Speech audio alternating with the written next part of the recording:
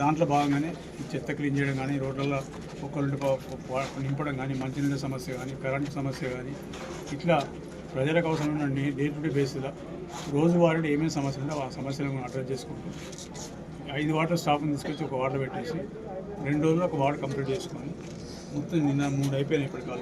ఇప్పుడు ఈ రెండవ 3 స్టార్ట్ అయింది. దీంతో 90% రోజువారీ సమస్యల పరిష్కారం అయితే ఏదైతే శాస్త్ర పరిష్కారం దిశ కూడా ప్రయత్నం చేస్తున్నాం. ఎట్లయితే అయిపోయిన తర్వాత ఒకసారి, ఎందుకంటే ఇప్పుడు ఎండాకాలం మంచినీళ్ళ సమస్య ఉంటుంది, ఇదే టైం మాకు మంచిగా ఉంటుంది కాబట్టి ఈ టైంలో పనులను చేస్తే ఎండాకాలం సమస్య పోతే మంచినీళ్ళ సమస్య ఎట్లా చేయాలి. దీంతోపాటు వర్షాకాలంలో అయితే నీళ్ళు ఆగిపోయి నాలలో బ్లాక్ అయిపోయి రోడ్డు మన ఏరియాస్లో చెత్త చెదారం ఉండేవి అవన్నీ క్లీన్ చేసి పెడితే వర్షాకాలం మాకు సమస్యలు లేకుండా దోమలీగలు రాకుండా ప్రజలను వ్యవహార బారిన కాపాడాలని ఆలోచించి ప్రోగ్రాం తీసుకుని ముఖ్యమంత్రి కూడా అదే ఉద్దేశంతో చేసింది. 3 తారీఖు అయిపోయింది, మేము 5 తారీఖు స్టార్ట్ చేసినాం. ఆల్రెడీ ఒక ఫేజ్ అయిపోయింది, 3 వార్డులు అయిపోయాయి, 3 డివిజన్లు అయిపోయినాయి. ఈరోజు రేపు ఇంకొక 3 డివిజన్లు అవుతుంది.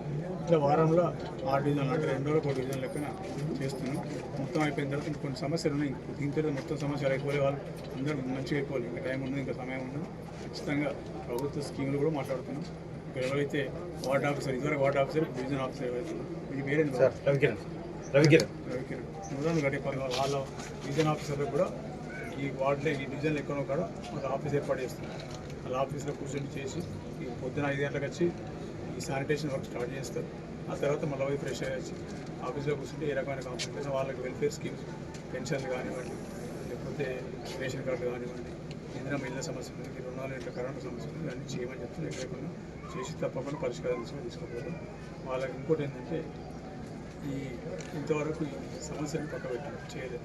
నస్పూర్లో అన్నిటికన్నా ఎక్కువ సమస్య ఏంటంటే సగం పోతే సింగనెత్తే ఆడ మొత్తం మన జంగల్ అయిపోతుంది. వాళ్ళ క్వార్టర్ల ముందు రోడ్ అయితే విడిచిపెట్టేస్తారు. అందుకోసం అని చెప్పి దాన్ని దృష్టిలో పెట్టుకొని ఏ చెట్టు అన్నీ రోజువారీ ఎవ్రీ రోజు ప్రతిరోజు మనం ఏదైతే సమస్యలు వాళ్ళకి ఎదురైతే ఆ సమస్యలు పరిష్కరించాలని చేస్తుంది. శాస్త్ర పరిష్కారం దిశ కూడా చేస్తుంది. శాస్త్ర పరిష్కారం దిశ కూడా నేను అన్నట్టు 1.5 years అన్ని మొత్తం చేస్తాను. ఇప్పుడు మాత్రం ఈ ఎండాకాలం, వర్షాకాలం 2 సీజన్లు ప్రాపర్గా అంటే చెత్త చెదారం లేకపోతే నీళ్ళు ఇటువంటి వాటి ద్వారా ఈ కమ్యూనికేబుల్ డిసీజెస్ ఇటువంటి రోగాలు రాకుండా first prevention is better than వర్షాకాలం కన్నా ముందే చేసుకుంటాం కాబట్టి చేస్తున్నాం. ఎంత పెద్ద చేస్తున్నాం. దీంతోపాటు గౌరవ ముఖ్యమంత్రి ఏ స్కీమ్ ఇస్తున్నాం.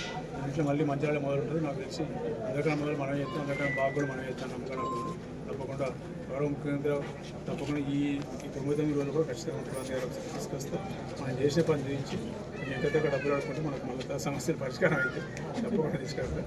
దాంతోపాటు అందరు ప్రజలకు కూడా ప్రభుత్వం ఇది మేము వాళ్ళని సమస్యల పరిష్కారానికి మా వంతు మా అధికారులు చేస్తే మీకు మీరు కూడా మీ సహకారం లేకుండా ఏదో పూర్తిగా ఈ సహకారం కావాలి. అక్కడక్కడ చిన్న సమస్యలకు ఇబ్బందులకు మీరు కూడా సహకరిస్తే తప్పకుండా మేము చేస్తాం.